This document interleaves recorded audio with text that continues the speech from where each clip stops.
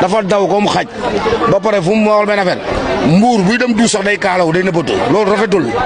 barki Seydina day làqatu barki Seydina moo xam ne day làqatu dem leen mbuur ngeen xool.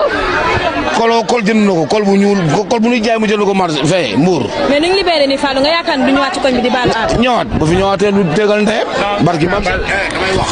mais bu saaga jàpp si rek waaw bu saaga. bu fi ñëw sëñ bi. dégg nga dama la non xam naa ko mais mën ngaa wax mais bu saaga quoi ngir yàlla maa la ko ñaan. sëñ bi damay wax. woy ma xool benn affaire.